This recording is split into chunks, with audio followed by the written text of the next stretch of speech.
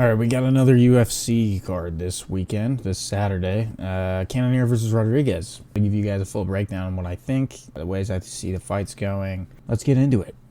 First up, we have Julia Silva versus Jacqueline Cavalcanti. I'm going to go with Jacqueline Cavalcanti. Julia Avila lost to, who was it? Was it Miesha Tate? Is that who it was? Yeah, she lost to Miesha Tate after Miesha Tate just wandered her way back to the UFC after a while, and that's not good. I don't think Miesha Tate was ever that good, to be honest, even though she did end up winning a belt at one point, whatever. But that's not very impressive to me. I think Cavalcanti is rangy. I think she's sharp. I don't see this going very well for Julia Avila.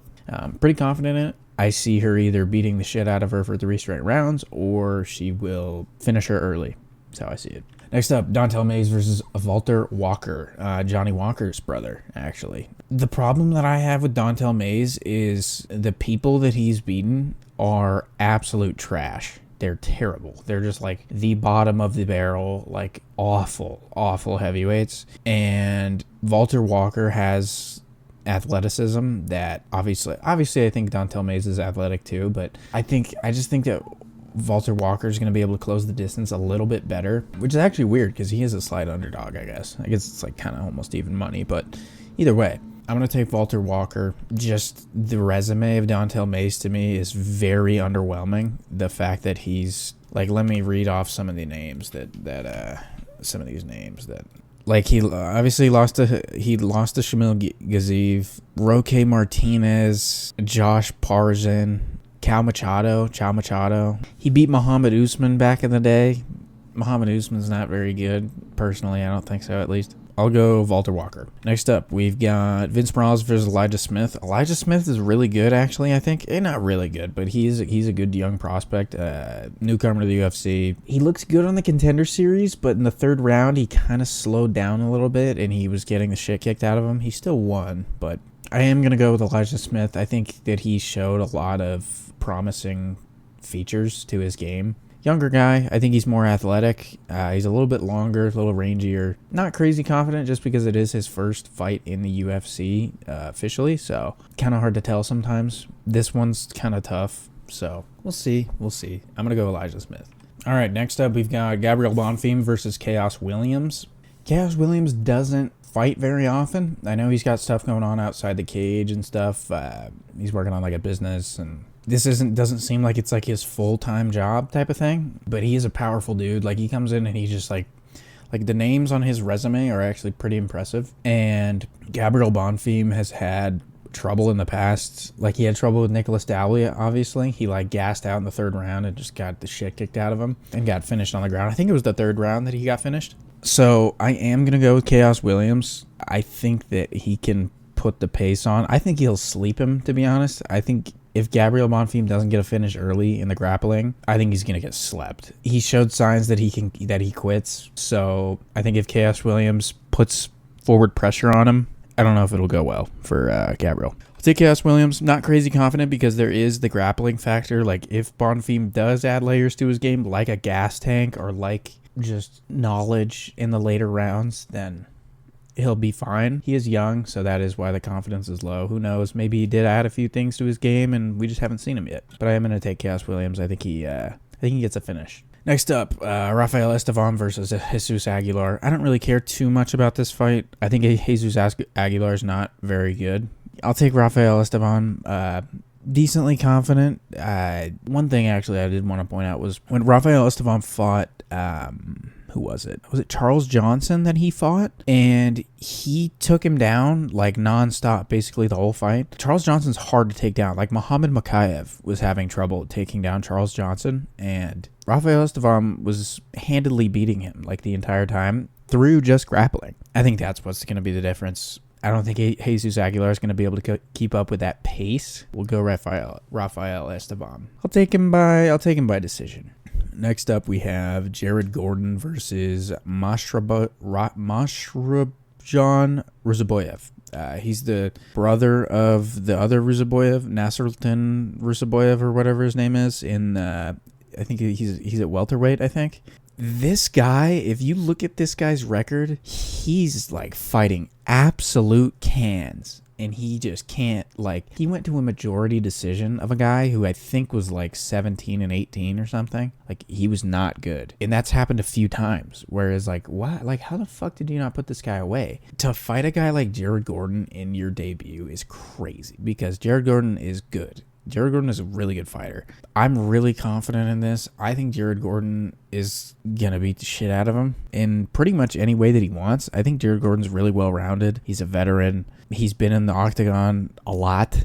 This is Ruziboyev's debut. 8 out of 10 on the confidence. I think Jared Gordon will get this done handedly, but we'll see, because Ruziboyev has finished people like early before. Again, they were cans, but like, who knows? Maybe it does happen. Next up, Angela Hill versus Ketlin Sosa. Normally, I've said this before, you take whoever looks more, for lack of a better term, whoever looks more like a dude, whoever looks like a man, take them.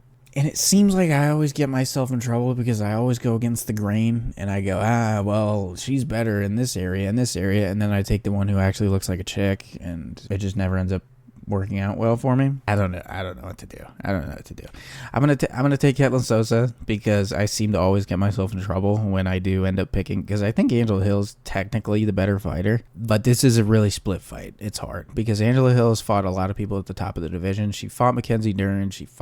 Mackenzie Dern fight was rough, granted. She did get the ever-living shit kicked out of her for, however many rounds it was. I think, was that a 5-rounder? It might have been. Denise Gomes, she beat, like, that's legit. I thought she beat Tabitha Ritchie, to be honest. I thought that fight was kind of a robbery. She beat Lupi Godinez. So normally I would go, yeah, well, Angela Hill's going to win. She's fought more people at the top of the division. She has more experience. But I always do that, and I always get it wrong. So I'm going to take Ketlin Sosa. Not crazy confident. She had a crazy good finish in the last one. Dropped the chick. Choked her out. We'll go Ketlin Sosa. This one is another one I'm pretty confident in. I think Connor Matthews and Jose Delgado is very one-sided. I'm going to take Jose Delgado. Connor Matthews fights out of New England, whatever it is, the one with Calvin Kattar and Rob Font. No one else in that gym is good. They suck.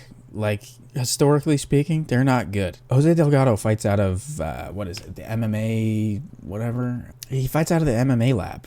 And the guys who are at the bottom of that, the bottom divisions in that gym, like Sean O'Malley, like Court McGee or whatever his name is. Court McGee, is that right? Court McGee? Marcus McGee, unfortunately, like Mario Batista.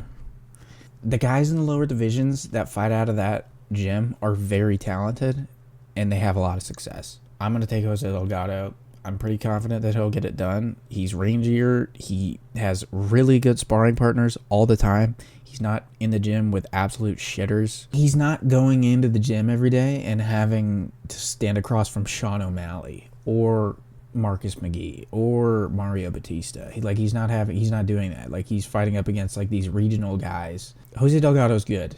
I'm going to take him. We'll take it. On to the next, Rodolfo Vieira versus Andre Petrosky. Andre Petrosky's weird, man. Like, he's really weird. Like, remember that one time when he, like, I forget what happened, like, if he shot a takedown or something, or I don't remember how it happened, but, like, he ended up, like, hitting his head on the guy's hip, and he was, like, out. He was just knocked out.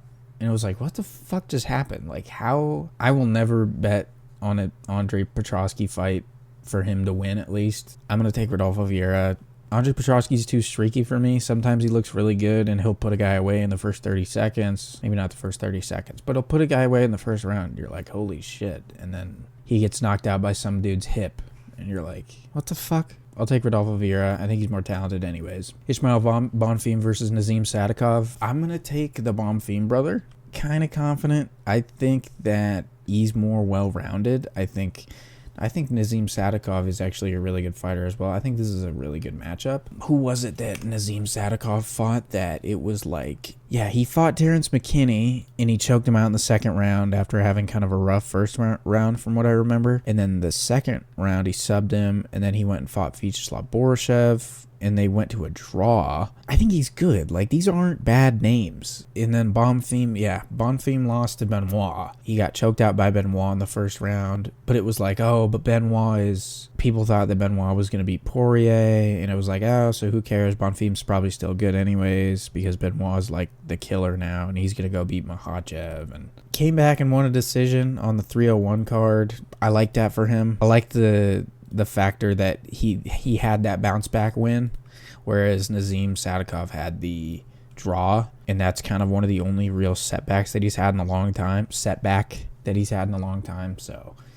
I'll take the Bonfim brother. Edmund Shabazian versus Dylan Budka. Dylan Budka sucks. Edmund Shabazian isn't very good either, to be honest. He's shown us that he gets out grappled and he gasses. Neither of these guys are really good. Dylan Budka's lost to some real... I think he's 0-2 in the UFC. I'm going to look right now. But yeah, he's 0-2 in the UFC. He lost to... So he got TK... Yeah, that's right. He lost to Cesar Almeida. He got TKO'd.